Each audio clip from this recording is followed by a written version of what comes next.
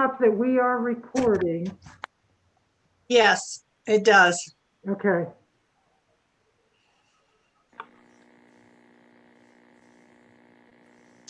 All right. Want to welcome everyone. Would like to call the Village of Lake Park Council meeting for December 8th, 2020 to order.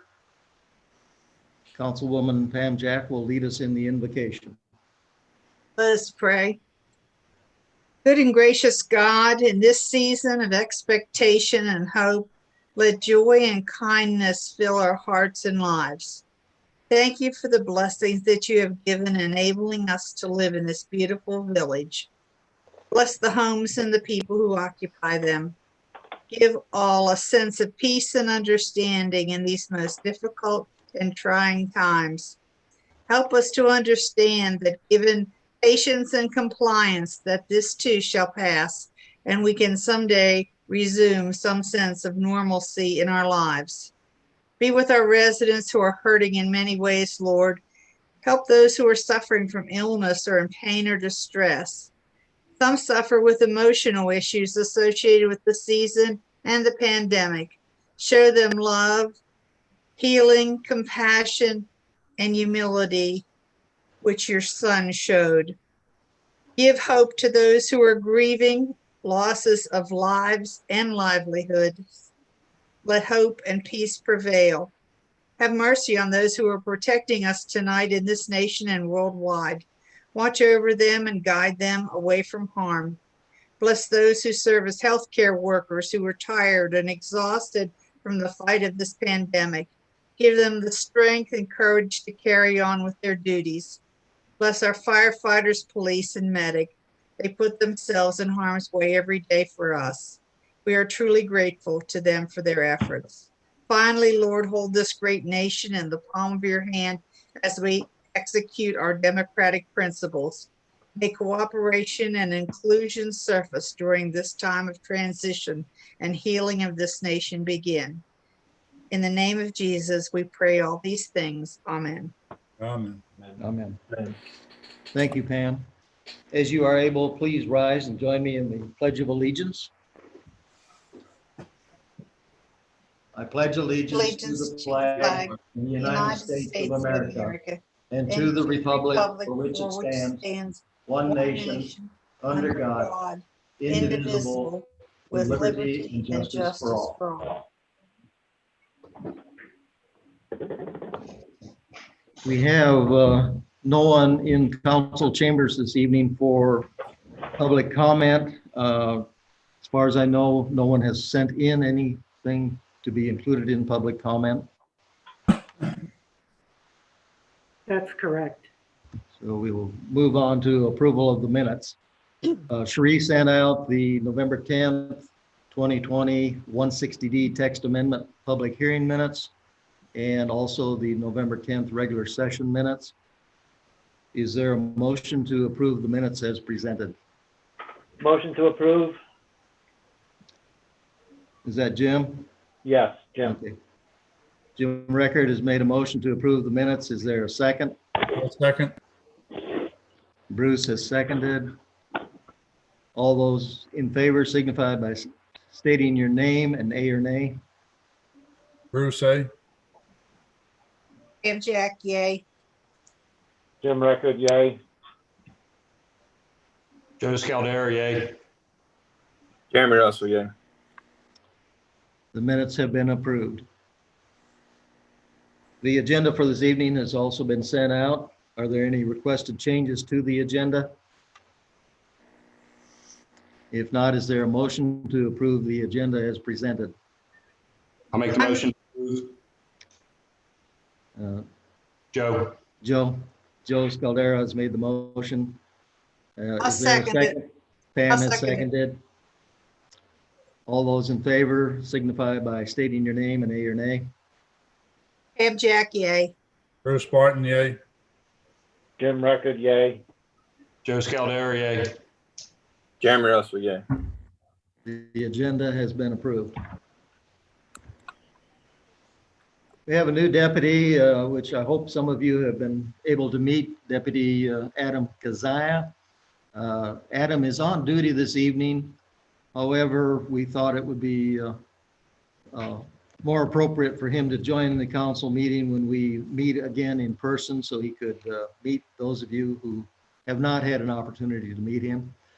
So Cherie did send out the reports for the sheriff's office. Are there any questions about the reports? Any comments? None. I'm okay. Okay. I think Deputy Kazai is going to be a real asset to the village. He's familiar with this part of the county and knows a lot of people around here, so he feels right at home here. All right, at this time, we have two guests from Union County, Mr. Van Harrell, who's a tax administrator, and Robin Mary, who also works in the tax office. And we're going to try and on-share my slide presentation and turn it over to Mr. Harrell for his presentation. And hopefully this will all work. So I'm going to stop my share for right now. Thank you. Let me see if I can get the right screen here.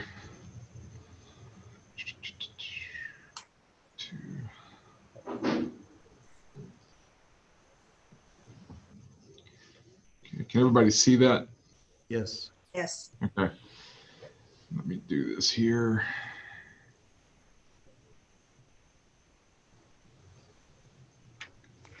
Okay. Can you see it in presentation mode, or are you seeing the actual program? Here's the presentation. The only thing is that our pictures are over on the right-hand side, obscuring a little bit of it, but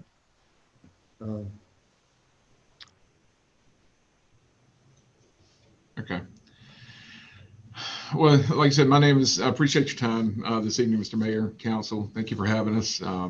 This is the first of at least, I guess, 16 meetings that we have scheduled already. We're meeting with every municipality to go over the reappraisal. This is the same presentation that we provided to the Board of County Commissioners back in, at this point, I guess, early October, when we were presenting the schedule of values to them.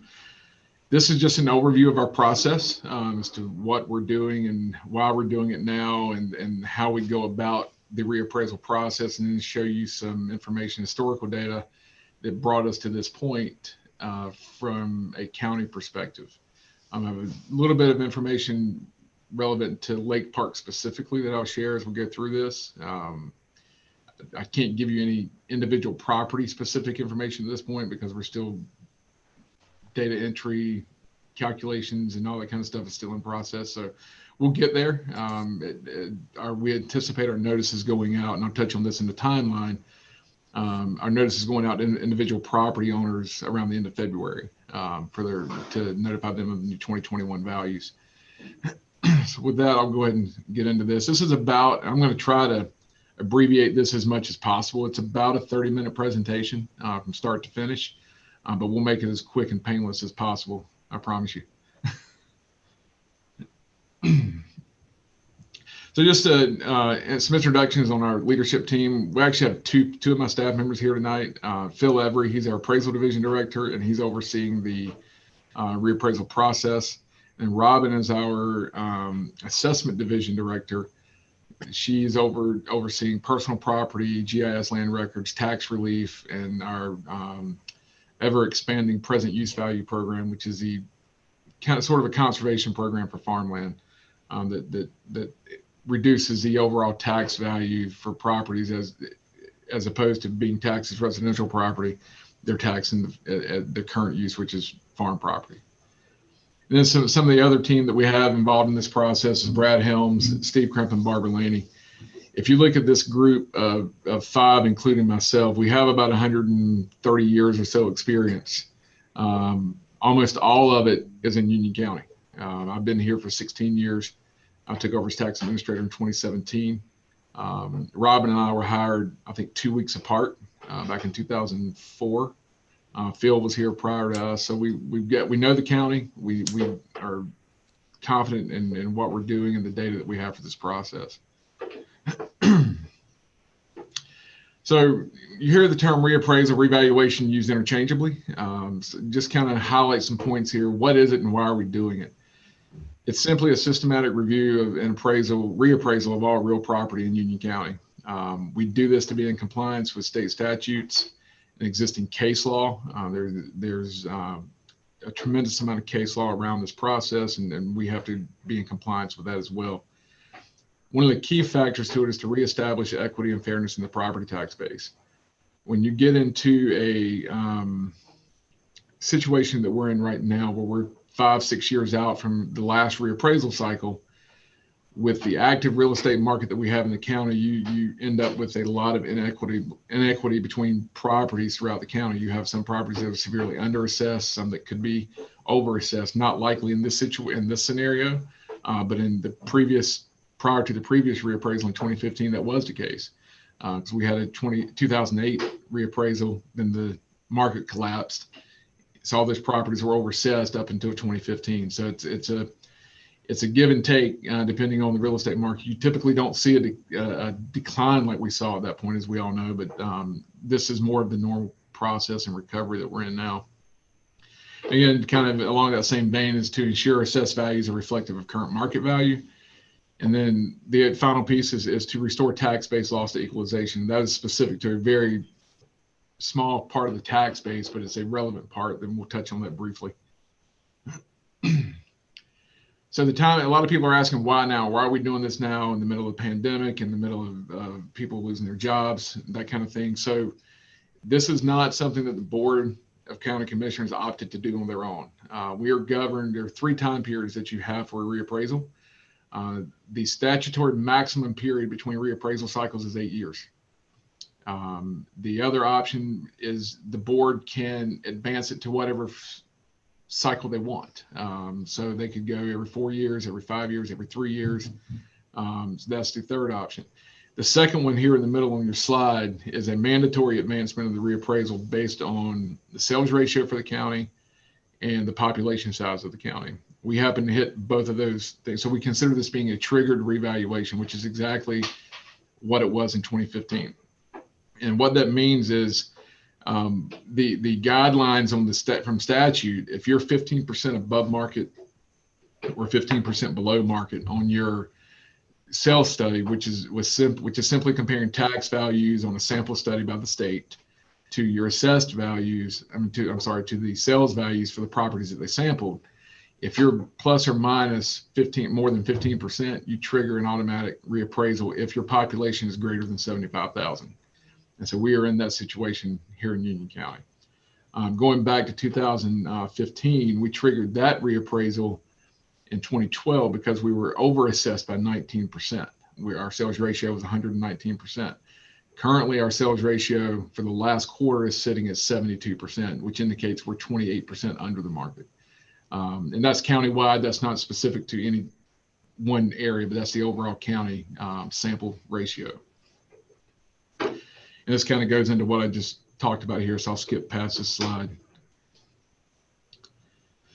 So what's our timeline for this reappraisal? We actually started this process back in 2018. December 31st, 2018, we had to submit our plan to Department of Revenue for how we were going to do this reappraisal cycle. October of 2019, we presented the schedule of value. October 2020, we presented the schedule of values to the Board of County Commissioners. We advertised that in the local paper, held a public hearing on November 2nd. No one showed to speak up on that. We went through a second presentation with the board, and then that stayed open for comment until November 16th. At that point, the Board of County Commissioners adopted the proposed schedule of values. Where we're at right now with that, once the schedule of values is adopted, it stays open for 30 days for people to review and appeal. They could have reviewed from the beginning of the process, the proposed schedule that we presented to the board. We have it available online on the county website, as well as in our office for anyone that walks in and wants to see the paper copy. And what the schedule of values is really just a set of guidelines, rules, valuation rates that we use to value individual properties. You'd be hard pressed to take that and point to different characteristics to define a single property value. It's really the best analogy is that I've heard used for this is actually our former tax administrator referred to it as it's the ingredients list in the cookbook to get to the finished product, which is a good reappraisal. So when does this take effect? Again, it takes effect on January 1st, 2021. We will provide the county board with an update in mid-February, and then the assessment notices will be mailed around the end of February 2021. At that point, we will enter an informal appeals process or informal appeal period. People that have questions about their value can contact our office directly. And between the end of February, when they receive their notices, and when the Board of Equalization and Review convenes, which is the local appeal board, that occurs in early April, we have an informal window that we can work with taxpayers ourselves to come up to an agreeable value. If at that point, if someone has appealed and they do not reach an agreement on a new value, they can appeal to the Board of Equalization and Review. The deadline for those appeals is May 25th, 2021. That's our estimated deadline. Once the board adjourns, it doesn't mean they won't still be meeting, but once they adjourn for accepting new appeals, no one can appeal further for 2021. And anytime you have questions, feel free to interrupt me or shoot a question in the chat box. We'll see if we can answer that. So with regards to the reappraisal plan itself, the plan was developed with attention to budget needs in compliance with General Statute 153A50, staffing, which is a standard with our international association. They're not an oversight board, but it's a group that we align ourselves with from a professional standard standpoint. Outsourcing needs, again, in compliance with IAAO and general statutes.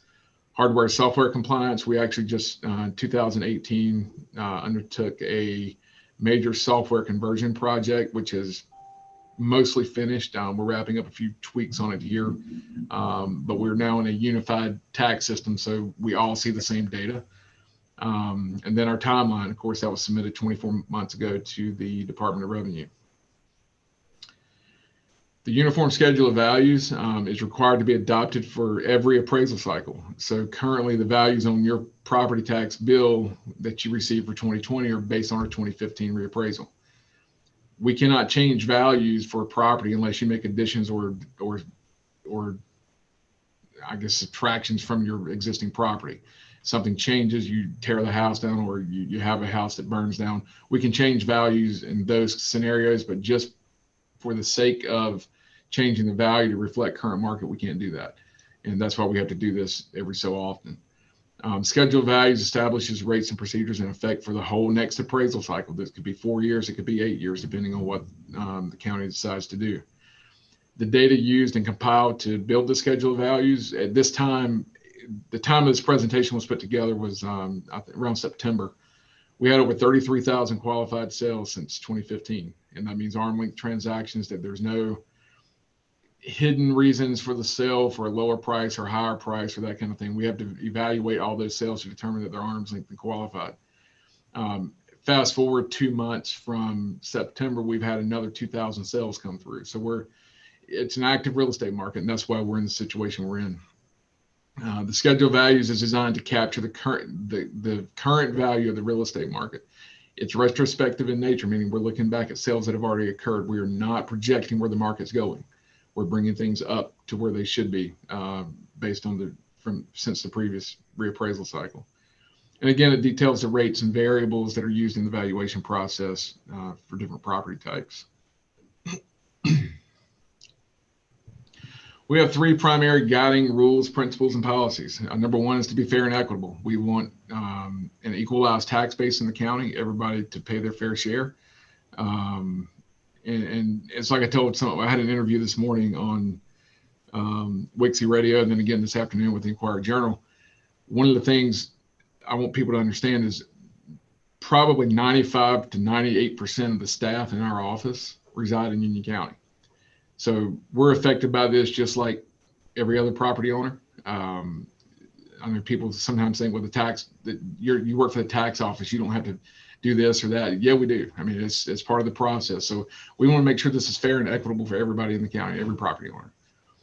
Again, North Carolina general statutes governs everything that we do. We do not set policy. We follow, well, we adopt policy based on the guideline on the statutes. That's how the constraints within which we operate.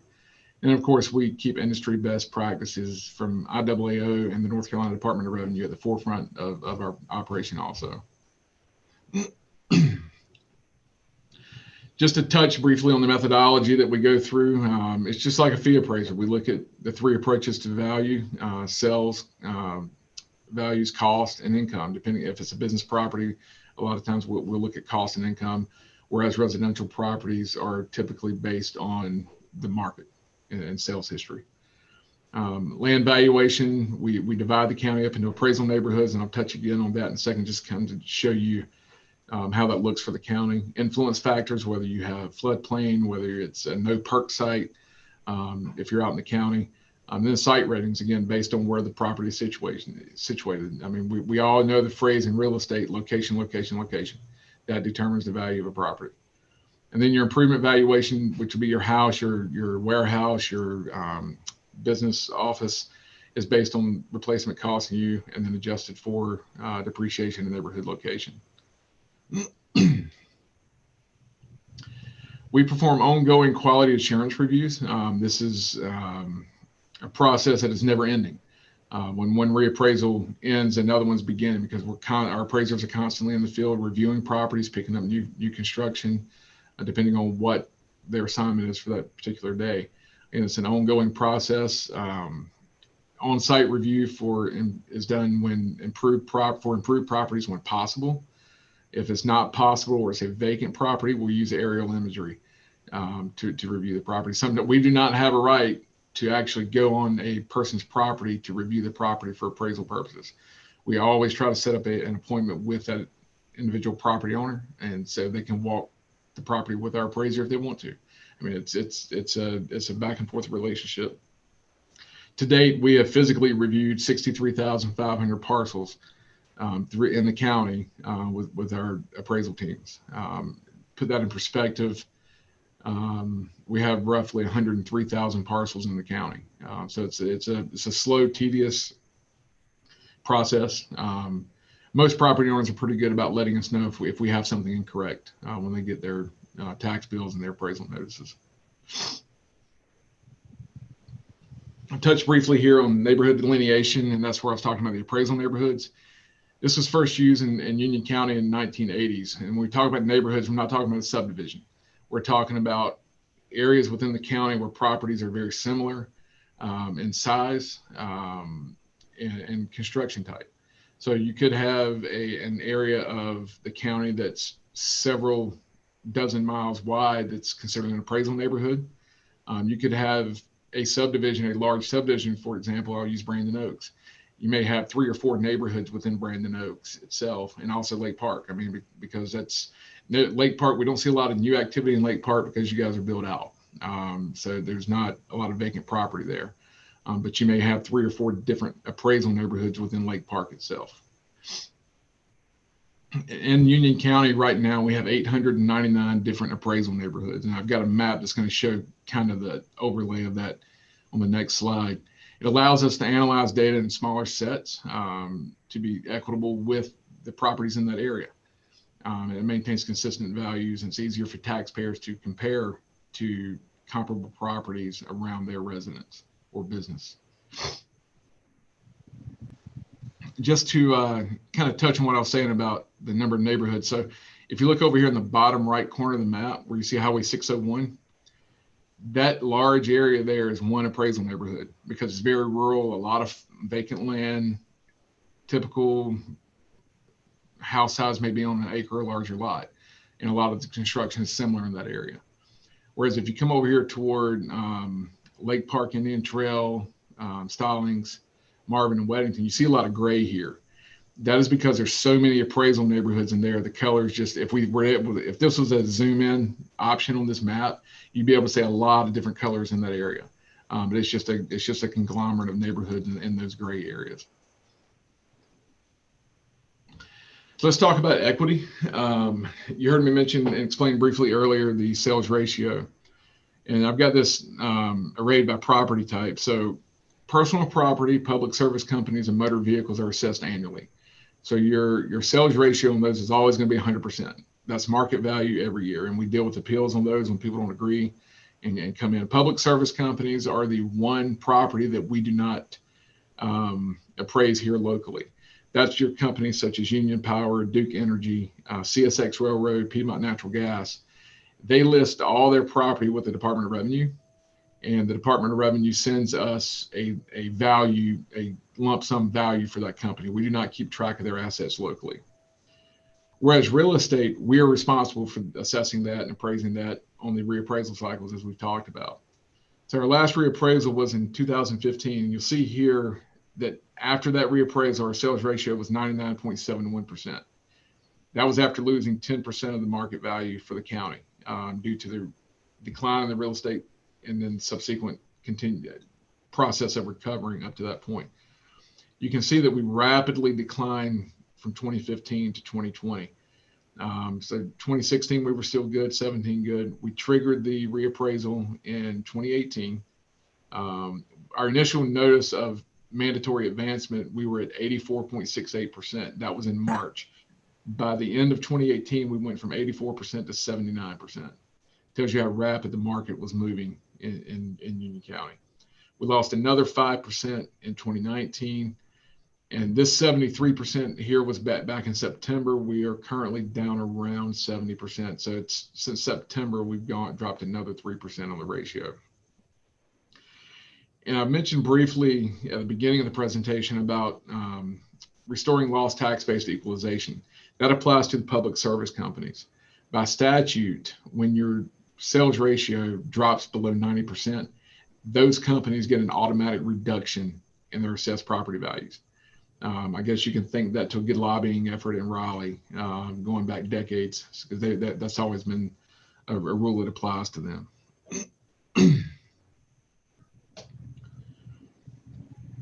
So we just touched on this. I'll skip by this slide here.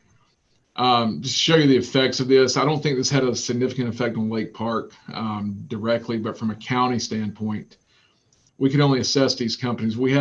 So just look at 2020 here. For 2020, we had $479 million in value that's actually accessible in Union County for these public service companies. DR notified us that we could only appraise them at 83% of that value. So we lost roughly 80 million in tax value due to the sales ratio on real estate being out of line with statute, which equated to a loss of almost 600,000 in tax revenue for Union County. So what's the impact? That's the question that everybody wants to ask. Pretty much every property in the county is going to see an impact, an increase in property value. And I say value specifically because that does not mean property taxes. Every jurisdiction in the county this year will have to publish a revenue neutral tax rate as part of their budget process. Once we provide the values to Cherie for tax-based estimates, that's when she will calculate and determine the revenue neutral for Lake Park, and you'll have to publish that as part of your budget document. And what that simply means is what is the rate that is going to produce the exact same amount of tax dollars this year with the new values compared to last year with the old values. And in a market like this, you would see that rate drop from your current tax rate. But it's up, you don't have to adopt that, but you have to publish it. So that's just part of the process for that. Again, our current valuation year is 2015. We're anticipating right now an average increase. Again, this is back in October. It could shift slightly. We don't see it significantly, but for both residential and commercial properties, we anticipate an average value increase of up to 27%, which is indicative of the market. And that is countywide. I've got the numbers, the most recent numbers I've seen for Lake Park specifically. Yesterday, the Lake Park sales ratio number is about 66%.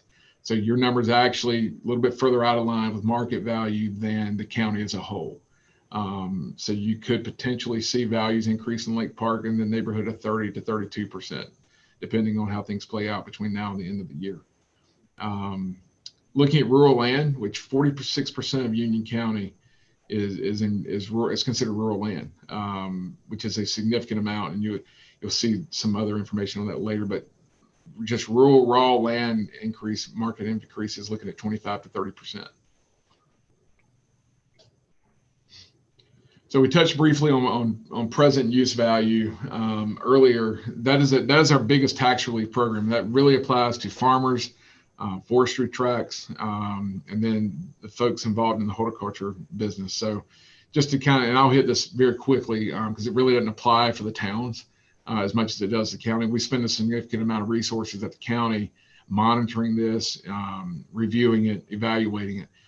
We have 191,000 acres in the present use value program throughout the county. And you'll see here in a second the impact that has on those individual property owners from a property tax standpoint. But there are qualifications they have to meet, and we audit that on a regular basis if required by statute. So just to give you an example here, these are the rates that those. So instead of, for example, an agricultural piece of property, instead of being taxed at, say the market rate is $5,000 per acre, they are actually taxed at $385 per acre, or the new rate will be $420 per acre moving forward with 2021. Now, with that, if they sell the property, there's a 3-year, we call it a rollback, where we go back and bill them 3 years for those taxes, and they reach an agreement with the new property owner as to who's going to pay that liability. But it does become a liability on the property. But just to give you an example here, and this is an area out in the eastern part of the county, if the tax value increased from based on these acreages here, 19,000, the new rates their tax value would only be, and this is a 50-acre tract, new tax value would only be $21,000 for 50 acres. The tax difference on that would be $12.79. That's actually a 90% tax deferment. So it's a big break for the farmers, and it's well deserved. I mean, they provide a vital resource to our community and state. Union County is one of the largest ag producing counties in North Carolina. So how does a property owner appeal? There are 5 stages to the appeal process. Again, we touched briefly on the informal review and the Board of Equalization and Review, which is a board of 5 members that are appointed by the county commissioners. They are an experienced board. Several of them have been on the board for my entire time here in the county. So they're businessmen, bankers, farmers, real estate agents throughout the county. So they have a good feel on the process and what they should expect. From there, if they can't come to an agreement with a taxpayer at the board level, the taxpayers can appeal to the Property Tax Commission, which is in Raleigh. You do not need an attorney to go to the Property Tax Commission as an individual owner. You used to have an attorney if you were a business. They have changed that to where certain business officers can represent the business themselves. Most businesses, if it's a large business especially, will hire an attorney to go to the Property Tax Commission. From that point, if your argument is based on a matter of law, you can appeal to the Court of Appeals and then on to the Supreme Court, depending on the outcome of those cases. At that point, you do have to have an attorney. We have a number of tax relief programs that provide help for taxpayers in the county. Most of them are based on age and income, and you have to qualify and provide us the information. Probably our most popular outside of the present use value program is the elderly and disabled exclusion, which provides an exclusion of value of $25,000 or 50% of the taxable value of the property up to 1 acre. There are qualifications here as income-based as well, and we have a lot of information in the office if anybody wants to reach out to us and get that. We also provide disabled veterans an exclusion. It excludes a flat exclusion of $45,000 from the value of their property if they meet the qualifications. Again, present use value. Then there's your typical tax exemptions for charitable, religious, educational, and governmental properties. Ownership. The key thing is ownership and use requirements must be met for all PUV and exemption programs. And that's something we stress to everyone. How are we getting the word out on this? So from the communications plan, we have a dedicated reappraisal webpage. If you go to the county website and under the government tab, click on taxes and property, there's a link on the left-hand side of that page that takes you to the reappraisal webpage. There's a lot of frequently asked questions there and resources. The schedule of values is posted there for download. We will also have an online appeals portal there for residents to appeal electronically and submit that to our staff.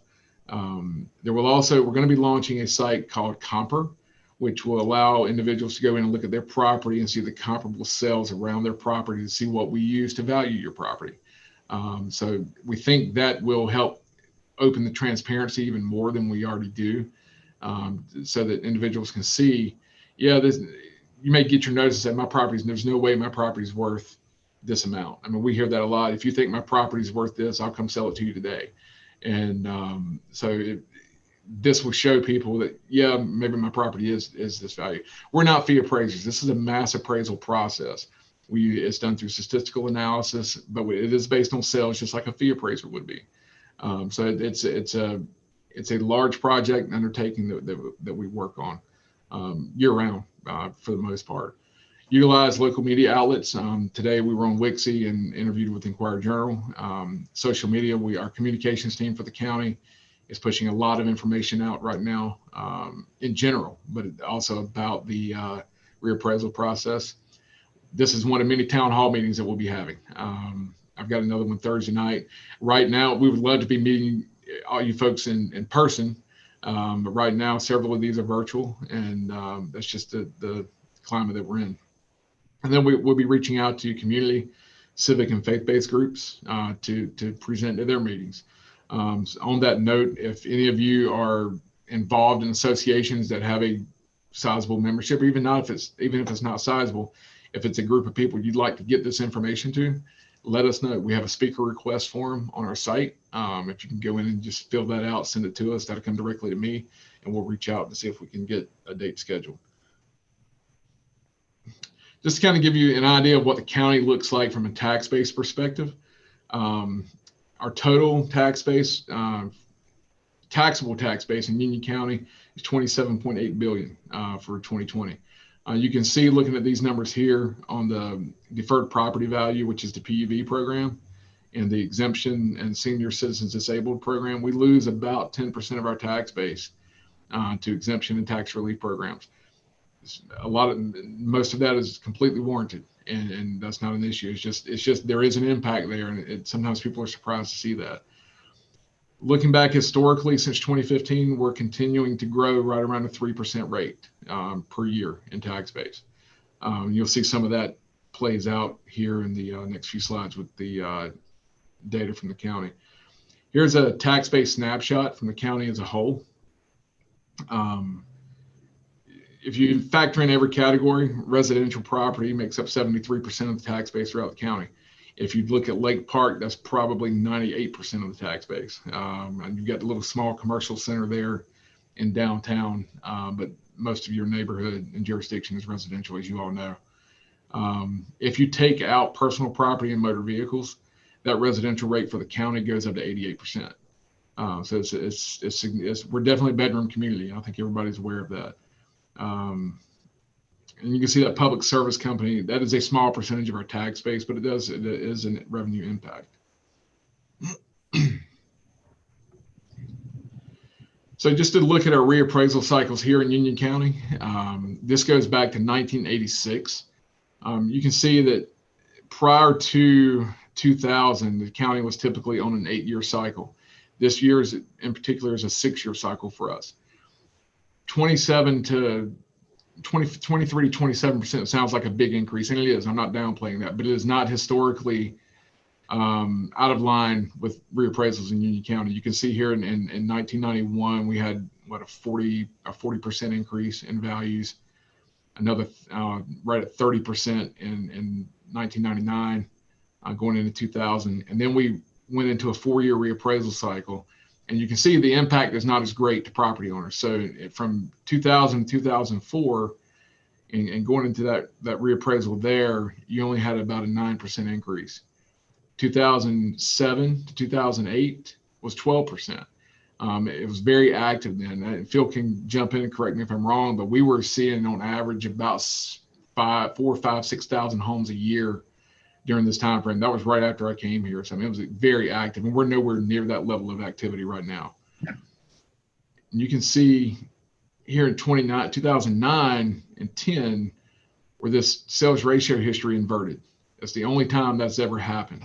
And in 2012, we hit that 119% mark that I was telling you about. And then fast forward to 2015, with that last reappraisal, we're at 99.71. Again, that's the 2015 mark here to today, and you can see where this is trending downward. That's a typo here. That should be 73 and not 75. So that's my fault. Just a snapshot of the annual growth going back to 2006 as far as new parcels.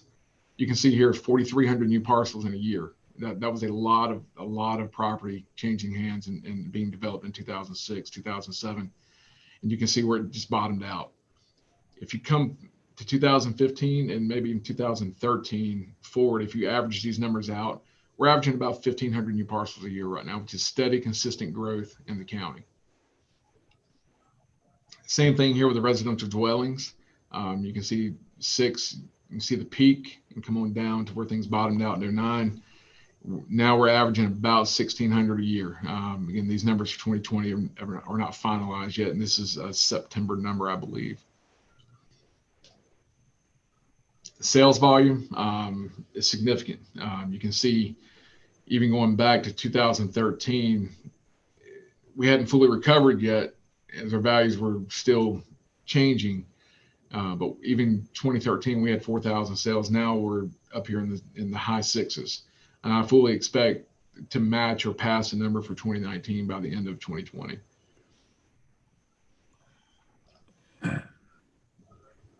Here's our commercial history. It's not as active. I think we all are aware of that. 2019 was a good year by Union County standards.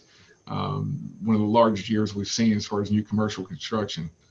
2020 has been slower, as we all know, due to the impacts of COVID and businesses shutting down. In conclusion, again, this was a presentation to the Board of County Commissioners, so some of this doesn't apply to you guys. This kind of laid out the timeline that we were looking at, but we wanted to provide the same information to the town and the village and let you guys know where we are and see if you guys had any question about where things are headed. Thank you.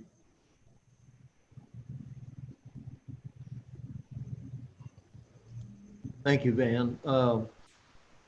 One question I have is that when you come out with the new values next spring, will the County Board of Commissioners then establish a tax rate based on the new tax values? And so they will undertake the same process that each municipality will undertake. So they will publish the revenue neutral rate as part of the budget process, and then they'll come to an agreement as to what tax rate they're going to adopt when they adopt the budget. The tax office is out of that process. Our job is to handle the valuation. The tax rate is part of as you know, is part of the budget process, and the board will make that decision. So based that'd on be county effective manager. then next July 1st? Yes, it would be effective July 1st. Okay. And the same would be true for the Village of Lake Park, that we would establish a tax rate going into our budget process to be effective then July 1st of 2021 for Lake Park. Yes, sir. Okay, thank you. Phil, anything you want to add from an appraisal standpoint?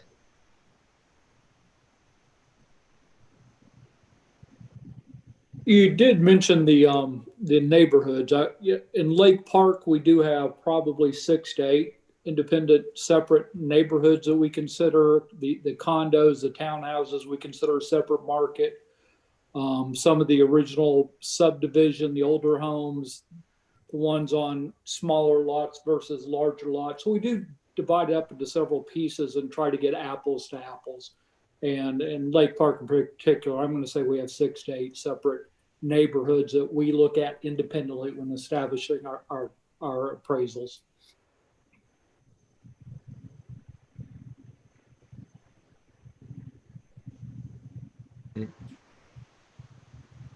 You're muted, Sheree. Okay, I have a question, and Robin and I have had several conversations on this. Lake Park has an active rental market, and with that, we've seen since municipalities are collecting their own gap taxes, it's very difficult when we receive gap taxes once a year on motor vehicles and the renters have moved and you can't find them. You know, you exhaust every source you have trying to find them, and yet, you know, they remain on your books for 10 years as personal property. I know, my understanding is that there are some counties that are opting to not collect gap taxes. What's the feeling with Union County, or with your software, have you come up with a way that either quarterly or even semi-annually, as opposed to once a year, those taxes could be billed? We are reviewing that. We have reviewed that process. I appreciate your frustration because we have the same thing. So we tried it a couple of different ways.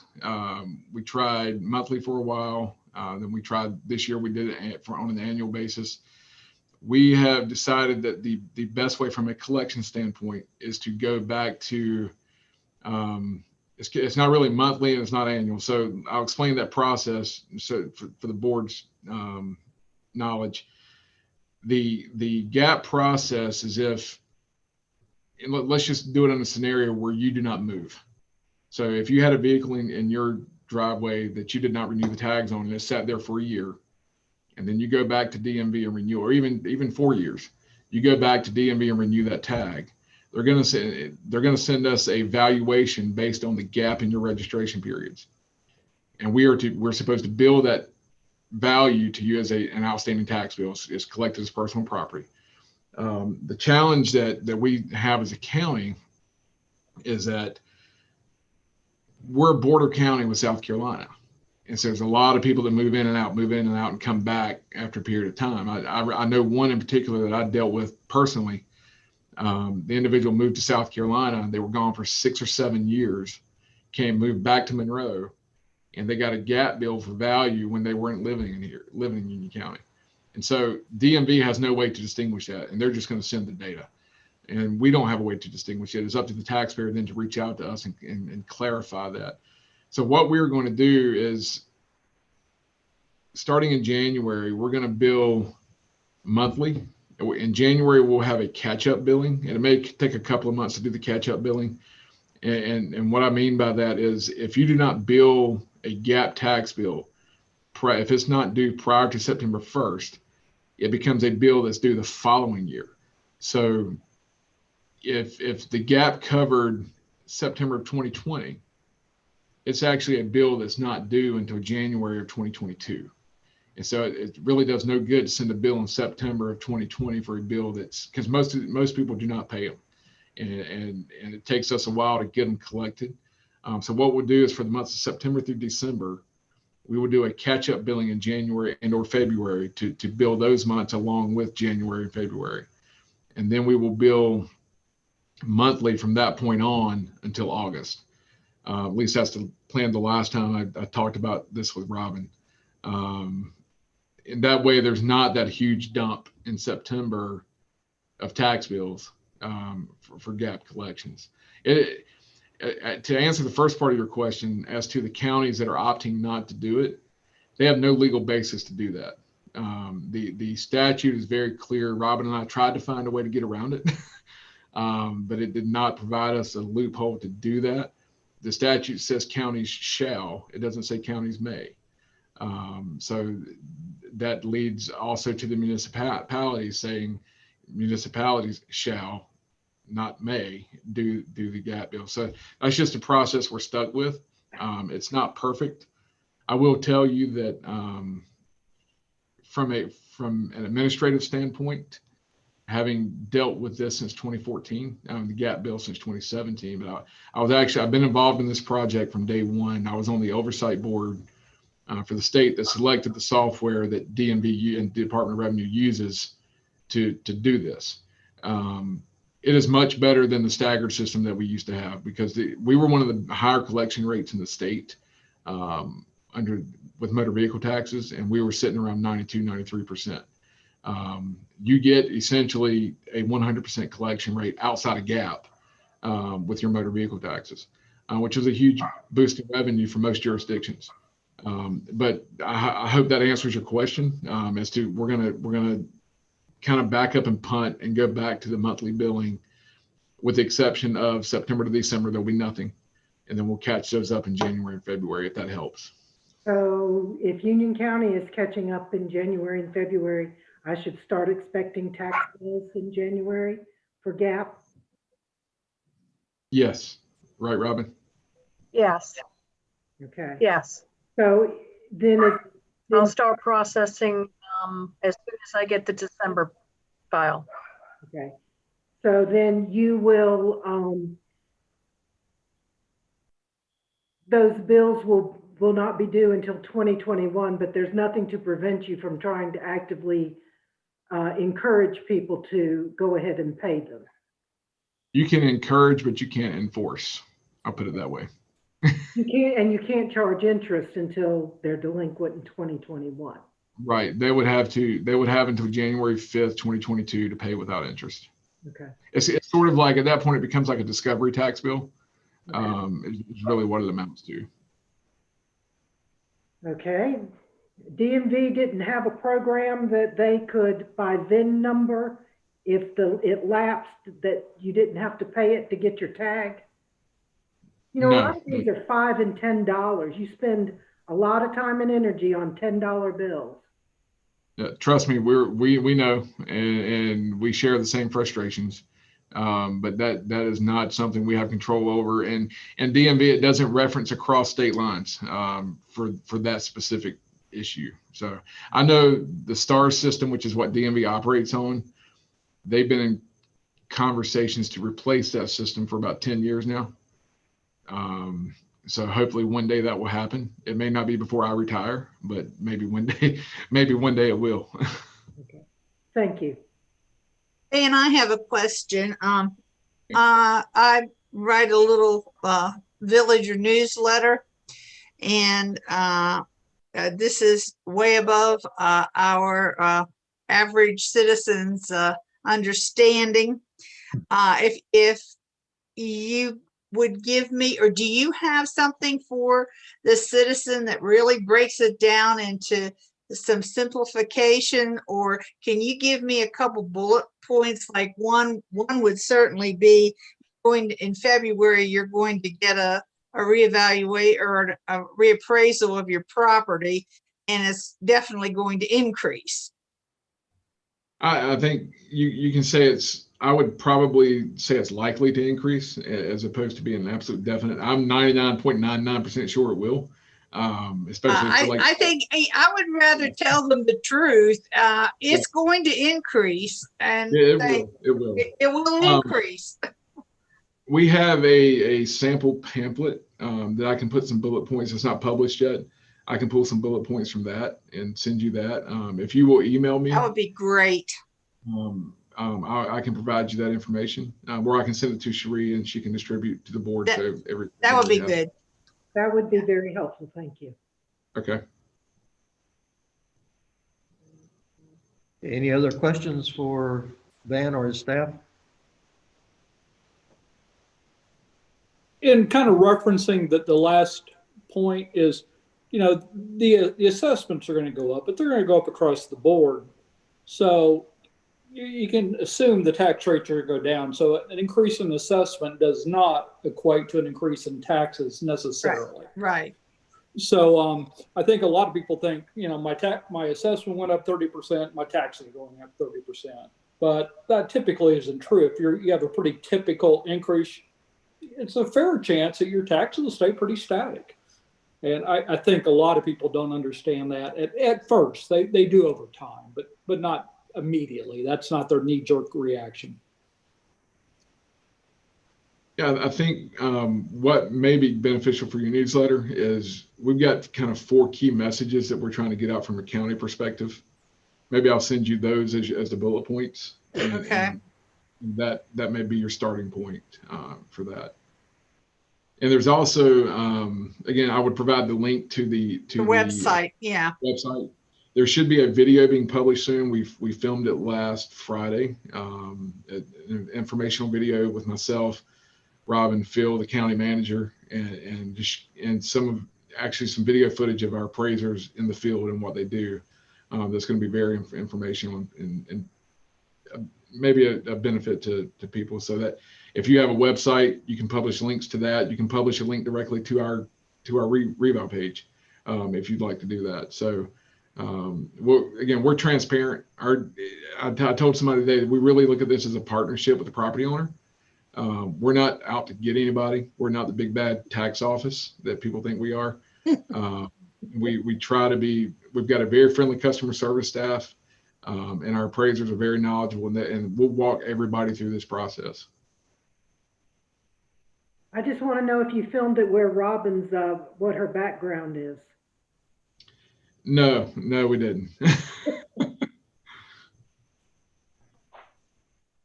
Yeah, that's left over from another Zoom meeting. I probably should change it. Well, yeah, we appreciate your time and allowing us to come and hopefully not bore you to death, but give you some valuable information for your residents and constituents, and allowing us to spend a little while with you this evening. Well, we thank you very much for your time, and it was very informative and helpful, and will hopefully help us answer some questions from our residents as we go forward. And if you get enough questions from your residents there in Lake Park, if you want us to come back later in the spring, we may be able to, we can set that up and maybe provide some specific information related to the overall value changes in Lake Park itself. Okay, thank you very much. All right, have a good evening. Good night. Okay, now.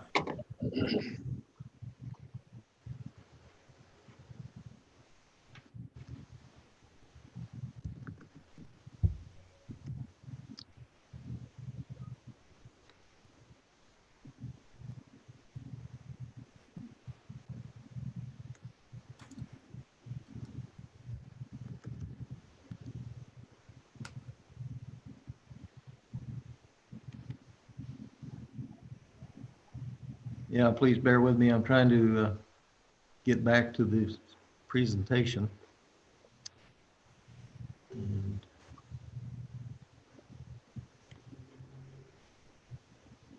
having a little bit of difficulty here.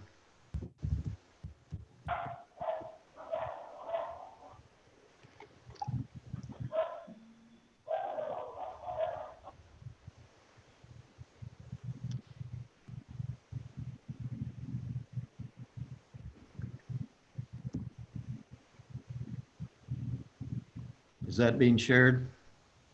No. Not yet. Okay.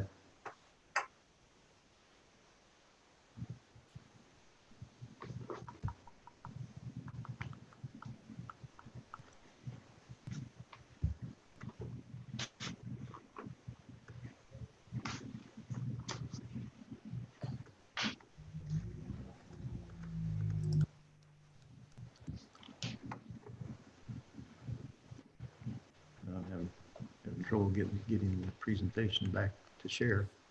Okay, go back. Now, does it say down there, share? No.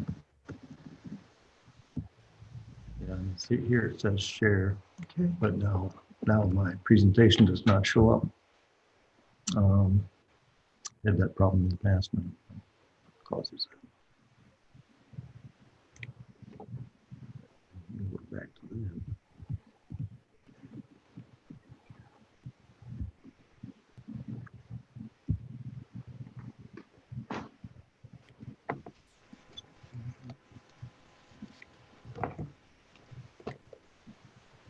It's asking me what I want to share, and here's the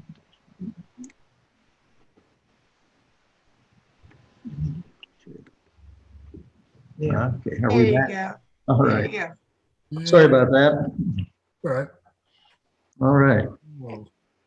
Moving on in our agenda to calendars. Sheree did send out all the calendars for the year, including council meetings, Park and Rec, Planning Board, Communications Commissions, Board of Adjustments, as well as the vacation or holiday calendars. Are there any questions about any of the calendars? The question I had, Mayor, on the holiday closings, those are all standard? Was there any additions this? I believe they're the same as they've been in the last number of years. Sheree, can you confirm? Okay. Yes, they are the same. Okay. I think we moved, instead of having, usually we have the day before Christmas Eve and Christmas Day. We just did Christmas Eve, Christmas Day, and the Monday after. So it's same number of days, but we just moved how they looked. Sure. Okay. Any other questions? If not, is there a motion to approve the calendars for 2021 as presented? I'll make a motion. This is Bruce. Bruce has made the motion. Is there a second? I'll second it. Pam has seconded. Any further discussion? If not, all those in favor of approving the 2021 calendar signify by stating your name and yea or nay. Jack, yay. Bruce Jim Martin. Record, yay. Joe Scaldera, yay. Jeremy Russell, yay. Okay, the calendars for 2021 have been approved.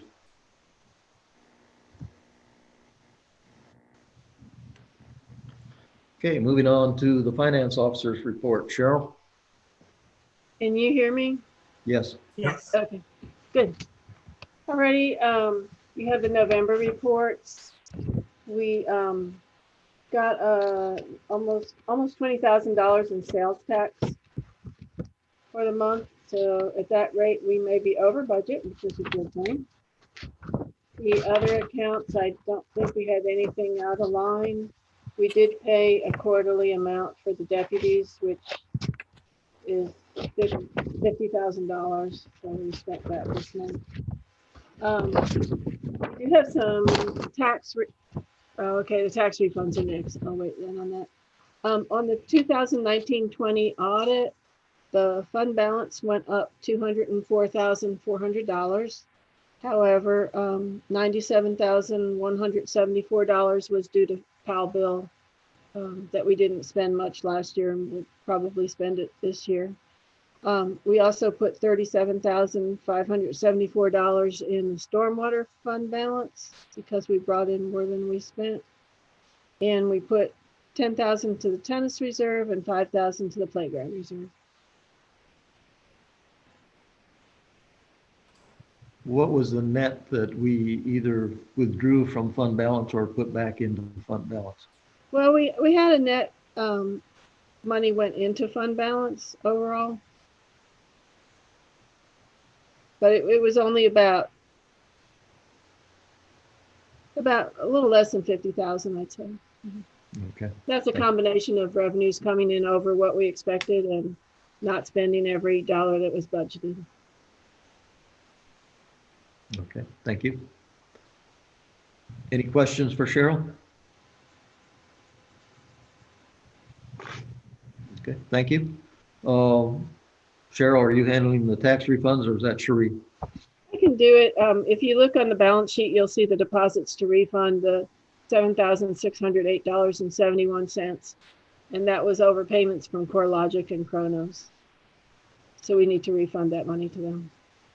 Is there a motion to refund the total of $7,608.71 to CoreLogic and Kronos for overpayment on taxes? I'll make the motion. Jim will second. I'm sorry, who made the initial motion? Joe, Joe? Okay, thank you, Joe. And Jim, did you second? yes. Okay. Any discussion? All those in favor signify by stating your name and A or nay. Pam Jack, yay. Jim Record, yay. Joe Scaldera, yay. Jeremy Russell, yay. Bruce Barton, yay. The motion is carried. Thank you. Anything else, Cheryl? No, not really. I just maybe will mention that we've been through the tax revaluations before, and I will be computing the revenue neutral spreadsheet, and we'll go from there at budget time. Okay, thank you. All right, moving on to item number 12, Park and Recreation. Joe McCauley's was serving an unexpired term on the Park and Rec, and he expressed interest in re-upping for a full 3-year term, and Park and Rec made the recommendation to appoint him to that term. Would need a motion from council to approve Joe's appointment for another 3-year term on the Park and Rec Commission. A motion to, I'll put a motion out to put Joe McCauley to serve for another 3-year term. on Okay, Jim PNR. has made the motion. Is there a second? I'll second the motion. Bruce has seconded. Any question or discussion? All those in favor of approving Joe McCauley's term for another 3-year term on the Park and Rec Commission signify by stating your name and A or nay. Pam Jack, yay. Jim Record, yay. Joe Scaldera, yay. Jeremy Russell, yay. Bruce Barton, yay. Motion has been approved. It was also a recommendation of Park and Rec to not do any facility rentals through the month of January. We've been doing it on a month-by-month basis, but Park and Rec will not meet in December. So Park and Rec's recommendation was that we do not rent any of our facilities through the month of January. At the Park and Rec meeting in January, we would reevaluate this. Okay, the information I sent you for the meeting tonight, I included a little bit of background information on a anonymous art donation that a foundation would like to make to the village. This sample that you see is representative of the type of art donation that they would like to make, but this is specifically the one that is in Stumptown in Matthews. It would be approximately this size. It would also be made out of stainless steel. The artist works in the stainless steel format. Knowing the donors, I feel very confident that it would be a very tasteful piece of art. We've selected this location, which is the current planter in the south corner of Matheson Square. It would be firmly affixed at the foundation, so it would be, wouldn't have to worry about it tipping over, blowing over. We anticipate there would still be room around the base to plant some flowers. And it would pretty much be maintenance free. And the donors would take care of the complete installation at no cost to the village. Are there any questions about this? Are we going to get to approve what they come up with? That would be up to council. At this point, I think we're basically approving or to accept the donation and probably trusting their faith that it would be a tasteful piece of art. We could request that once they have the final design done, that we come back to council, if that's council's desire. I think that would be a good idea. I would recommend that also. I would agree. You know, somebody's going to complain about it, so we might as well see it first. Yep. Okay. In And also what might be tasteful to one person may not be tasteful to someone else. And we need to look at it from a community aspect and make sure it respects all of this. Well, rest assured, no matter what you put there, there will always be some people that will, not approve, but I think it's a very generous offer. Not that the price has anything to do with it, but this piece of art in Stumptown has been, I won't say appraised, but offered for sale for $5,000. So it's not an inexpensive donation to the village. But we can certainly go back to the donors and ask that once the design has been completed, that it be brought back to council. I would say at this point, are there objections to the concept of accepting a piece of art and locating it in the south corner of Matheson Square? Not here. No objection. Nope. I do have one question though, Yes. and that is timing. When would that be available to be installed? I'm just going to say that, ask it that way. What are we looking at for time? I do not have an answer on that. I would think we'd get a better answer once we approve the concept. Yeah, I mean, at this point, we're basically delaying it a month because we're saying that we want to come back in January. Right. So yep. I think we're looking at, and I guess at this point, I have no idea how long it takes the artist to complete the design. You know, if it's going to be a month, 2-3 months, I don't know. Well, they should, but by next month, he should have a drawing, or if he's even thinking about it now, he may already have something that she has in mind. Sure. Okay. Well, let me go back to the Donors Foundation and tell them that council would like to at least have a preliminary drawing or view of what the final artwork would look like. I would imagine at that time, the artist would also have a better idea of when it might be completed if we were to approve. Sure. Yeah, we can ask that at the same time. Yeah. I mean, is there a concern about when it would be completed? No concern. Just wanting to know. That's all. Curiosity. Okay.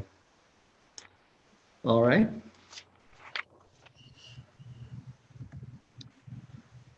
As you hopefully have noticed, the Christmas lights have all been installed, and Right. Henry did a very good job of installing. I want to thank Joe Scaldera for keeping the lights on. He has had to replace a lot of the ground fault breakers, which is typical. Every year we kind of go through this. And then when we get rain, the breakers trip, and between Joe and Henry, they've been very good about keeping the lights on, so we appreciate that. Thanks, Joe. You're welcome. However, the pickle was out. The cucumber. Oh, cucumber, whatever. Is it back on? Does anybody know? It was tonight. Okay, good. Yeah, that is one of the breakers that I replaced. The problems go a little bit deeper. I'll talk about that in a minute, but that was replaced. Well, we did have some rain too, which I suspect probably Doesn't help. precipitated the breaker tripping. Sure. Okay, moving on to the events. We've had a very good response from our community. The Toys for Tots drive, we've overflowed the 3 boxes that we had. You may have seen what was posted on the Lake Village Facebook page. So we've had a tremendous response there. The gift tree, we were a little late in even getting that announcement out, but people immediately adopted the 25 angels that we were given, which were both some children and a few seniors. So again, kudos to our community for stepping up to help out here. And the Christmas tree lighting last night, Really nice. or excuse me, Sunday night, I thought was a great success. We had a huge turnout. To me, it looked like it was even a better turnout than the previous years where we've had carriage rides and some crafts for the children. So I was very pleased with that. And I know a number of you were able to attend. There have been a lot of pictures posted for those of you who were not able to be here.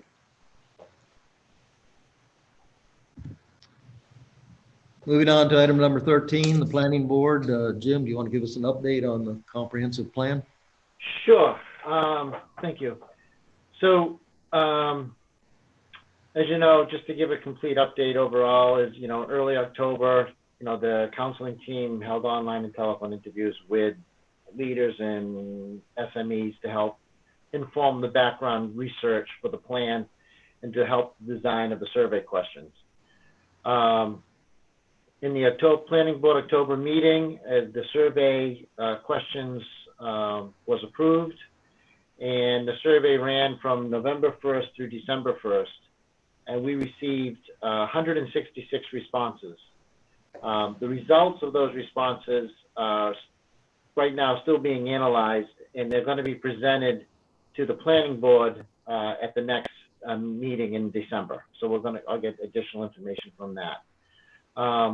The background research that the consultant team was doing was going to be presented at the November Planning Board meeting, but the Planning Board did not have a quorum, so that meeting was canceled. So the research presentation and now the presentation with the survey results will be at the December meeting.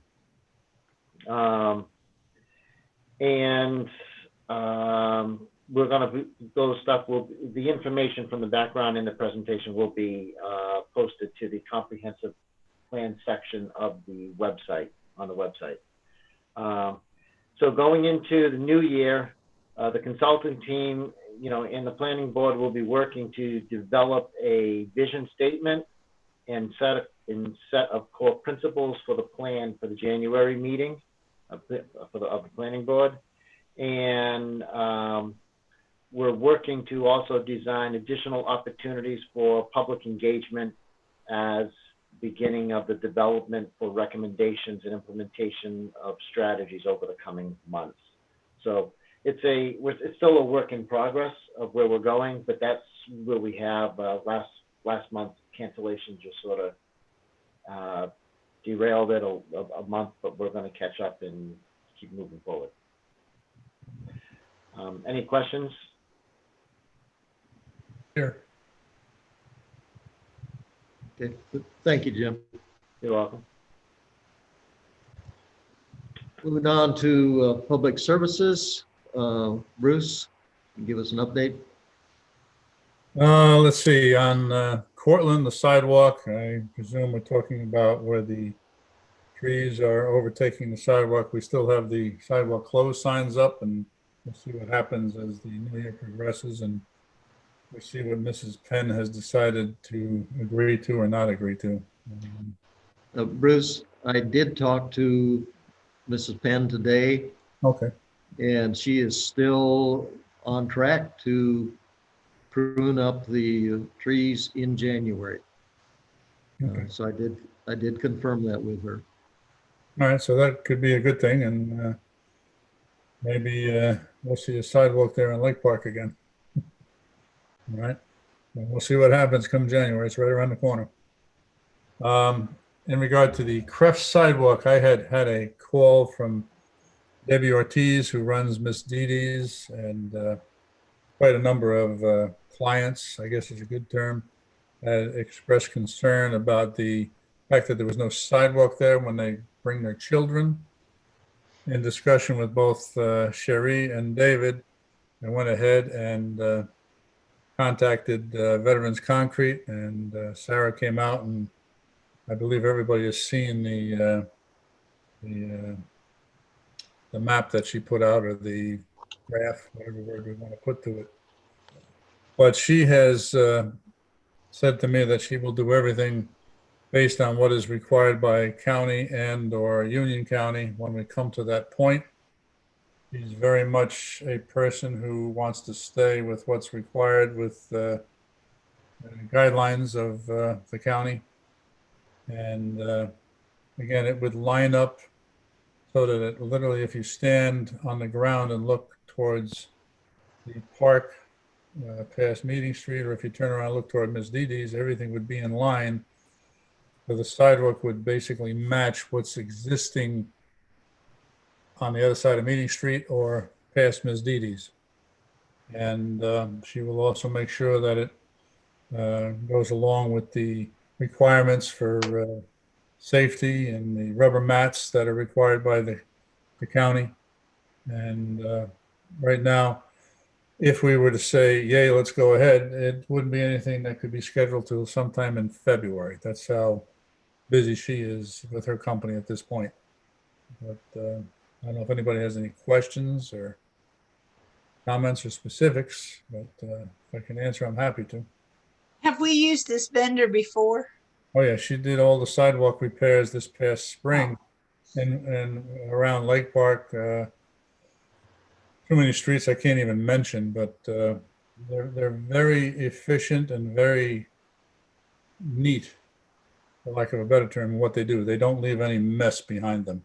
Yeah, they did a very good job.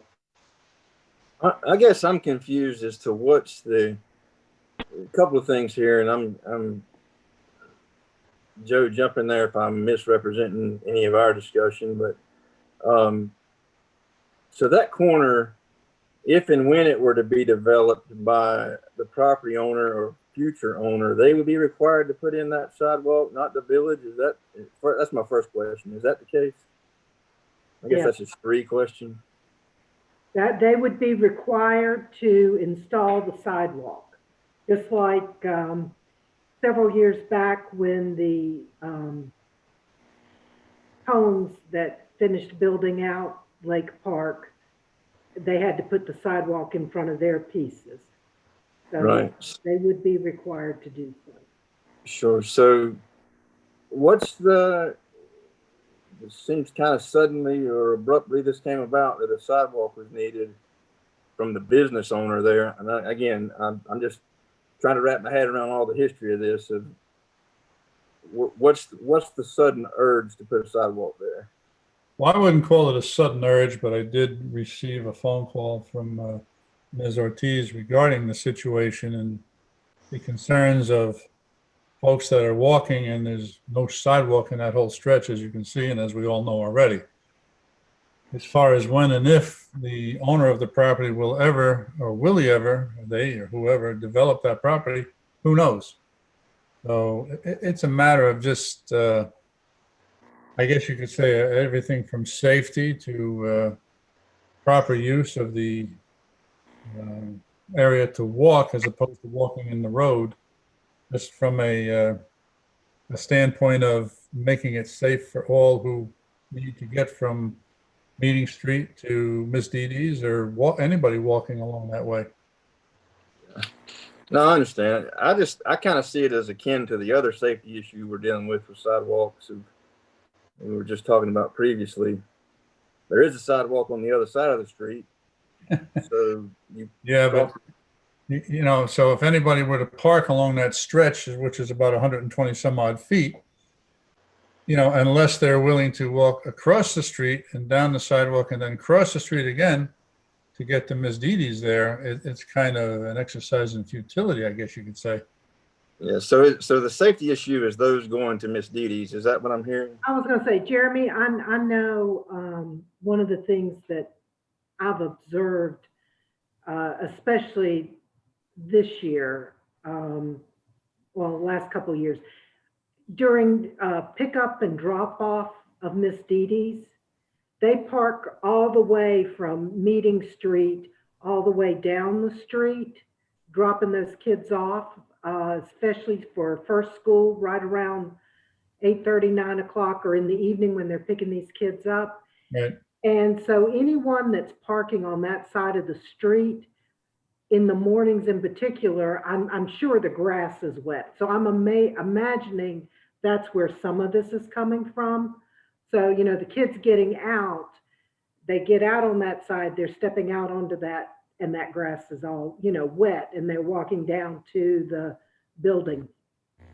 I guess maybe that's what would prompt that. But I do know that that's a busy, you know, we just put stop signs there to make it four-way stops at Meeting Street and Creft. So trying to slow down traffic through there be just because of, you know, peak times with the school. And I guess with the climate as it is, Miss Dee Dee's is a very busy place because kids they've started a program there that they're also helping elementary kids do remote learning.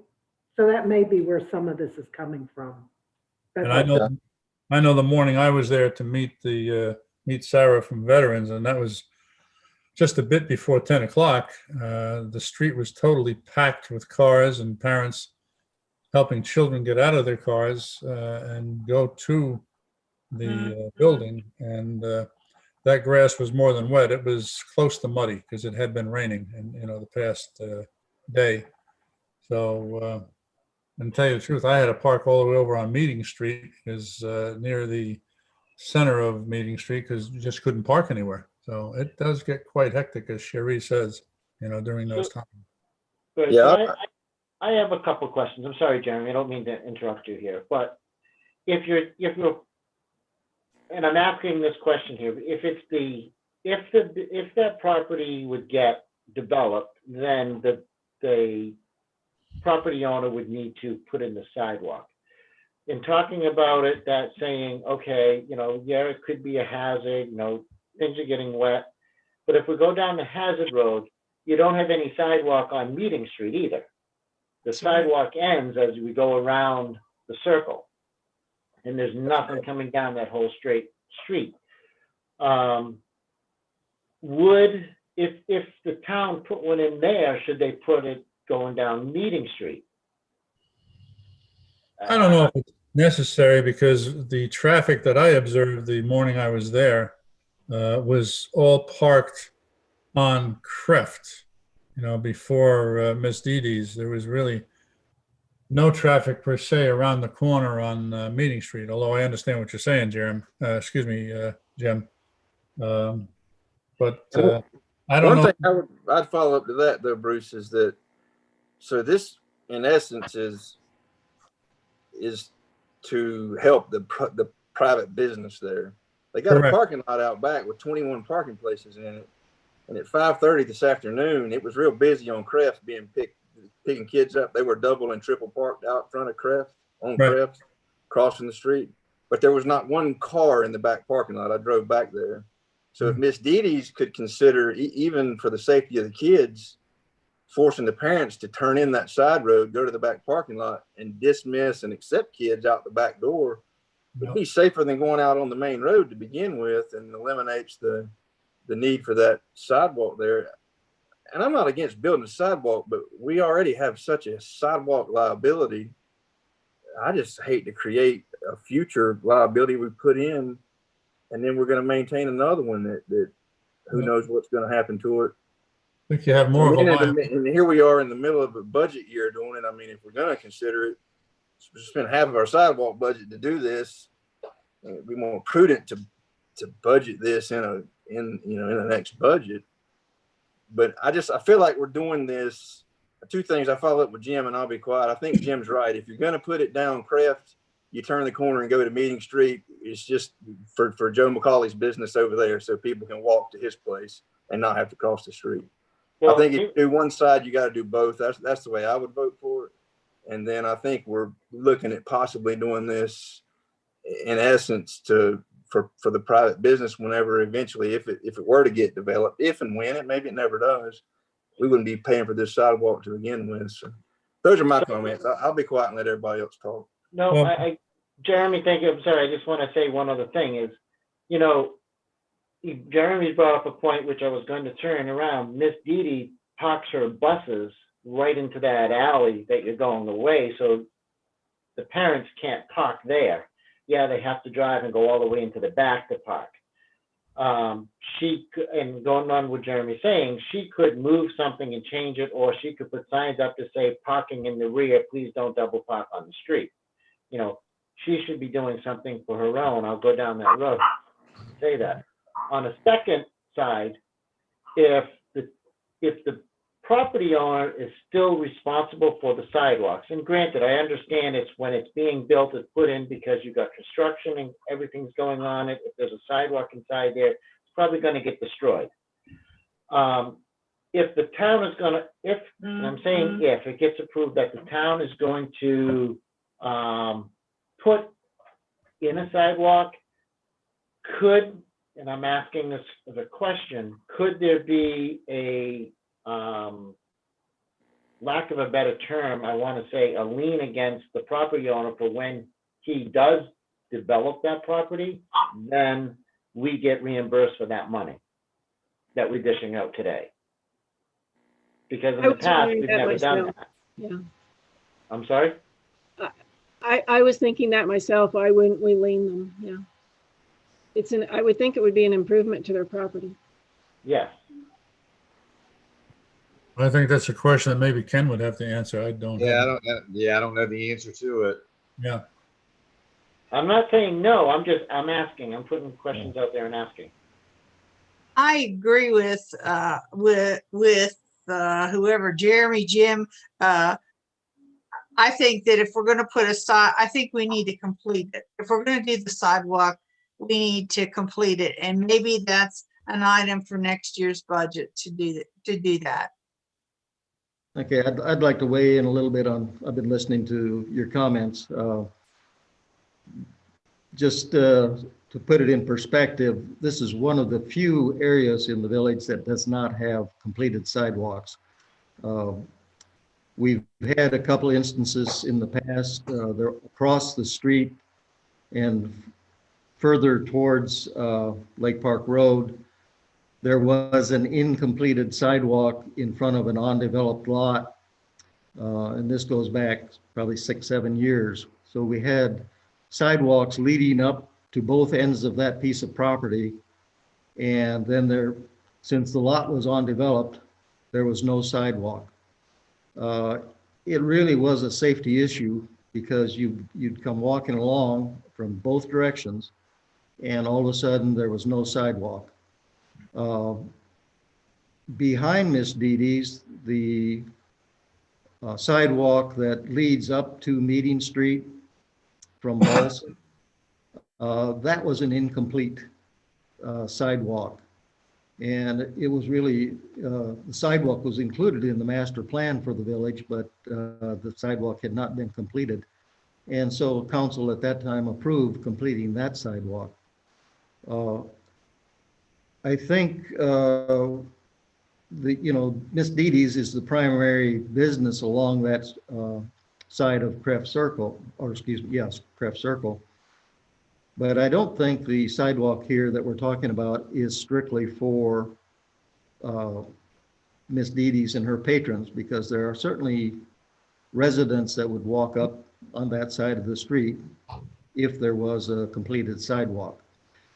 I do agree with everybody that it would be nice if we're going to do this to complete the sidewalk on Meeting Street. And my thought on that is that we do have money in our budget, $10,000 this year for sidewalks or sidewalk repairs. So we do have the money to put in this stretch of sidewalk. And my recommendation would be then that we budget in next year's budget to complete the sidewalk going along Meeting Street. I know personally when I go out walking, especially even in the evenings, and I come up along on Meeting Street, I have to cross over to the other side of Meeting Street because the sidewalk isn't completed on that side of Meeting Street.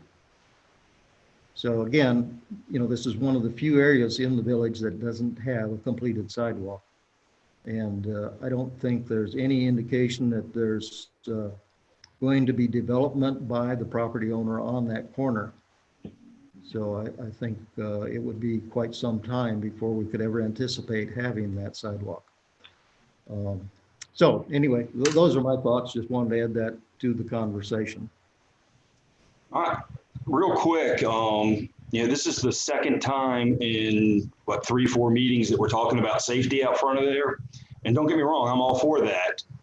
But my question is like Jeremy was talking about, the biggest problem I've seen out there is the people that are double parking. That causes the biggest issue, the people just stopping, because we know, we've seen how it is. The people are in a hurry, they park right up there. Is the thought of expanding the sidewalk down there going to stop them from double parking? Or would it be better for Miss Dee Dee to try to come up with some type of drop off and pickup? I know her business is booming and there's a lot more people out there than ever.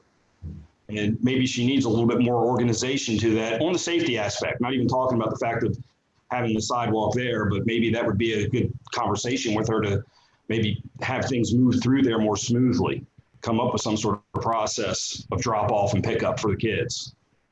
I do know that she does some type of process like that. I guess when her first school ends around 1 o'clock each day, there's a group of cars that feeds in and feeds that parking lot and then goes out Margaret Court, because I've got the townhomes, the Phase 3B townhomes that are right below Miss Dee Dee's, have requested the speed sign to be able to collect data, because they feel like as they're backing out of their garages or from their driveways, that cars at that time of day are going too fast down that alley. So it may very well, warrant a conversation. One of the things, just as an information to council, the alley right there where Miss Dee Dee parks those buses is actually the entrance there, and the entrance on the other side of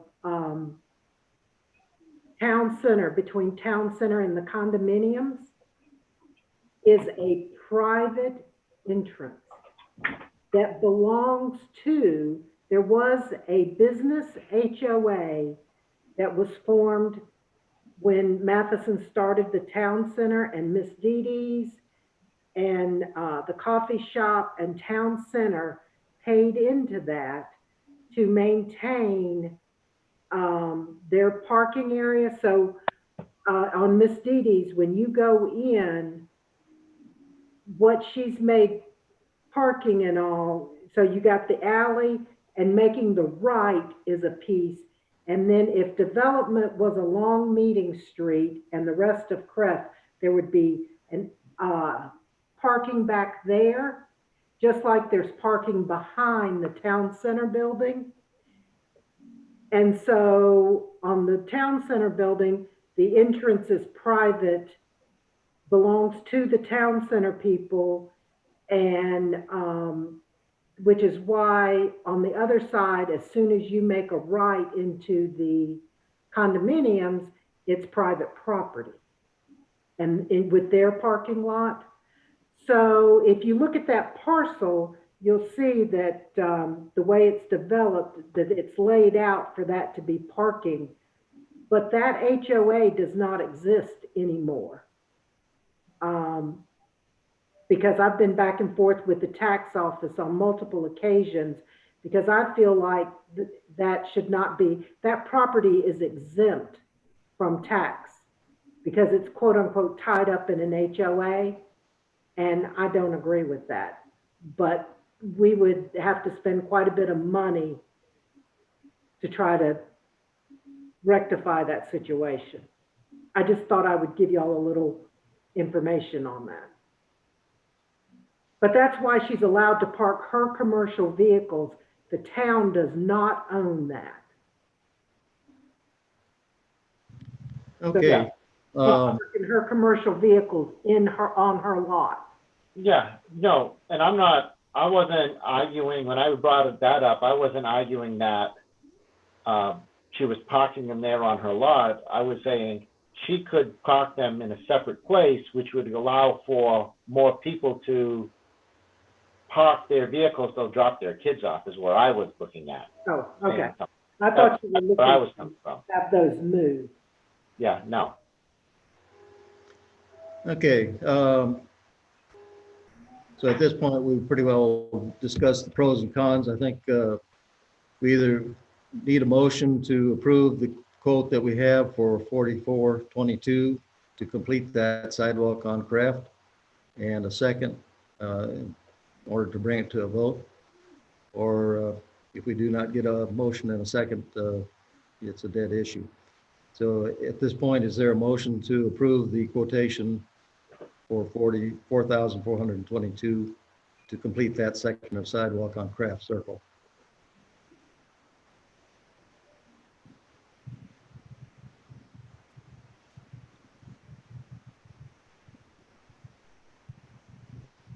Okay. No motion to do that.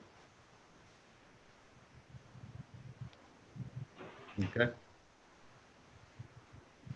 Let's move on to waste collection. Real quick, Mayor, I'm sorry.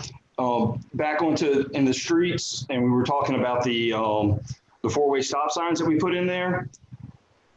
Now, I know at the last meeting, Pam talked about how when she went by, she almost went through it. I went by it for the first time not too long ago when I was changing some of the outlets. And there's one thing that jumped out at me. We don't have any stop bars there. You know, we paint the stop bars in the road. There is a brick crosswalk there. I believe at all the other ones where we have the crosswalk, we still have a stop bar that's there. Okay. I don't know if that would help it stick out some. Yeah, we could certainly add those.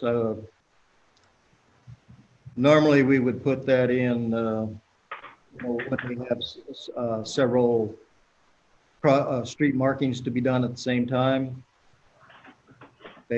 basically for economics. But we could, we could go ahead and get a quote to have the stop bars put in.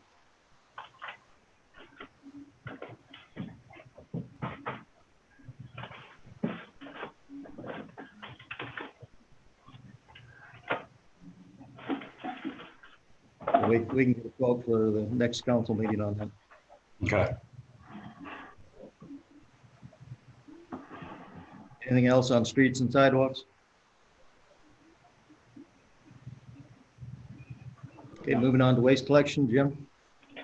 I have nothing to add to waste collection at this time. Thank you. Okay. And on to lighting, Joe. Like you spoke earlier, a lot of outlets. I had no idea we had so many outlets in the village, and a lot of them are in really bad shape too.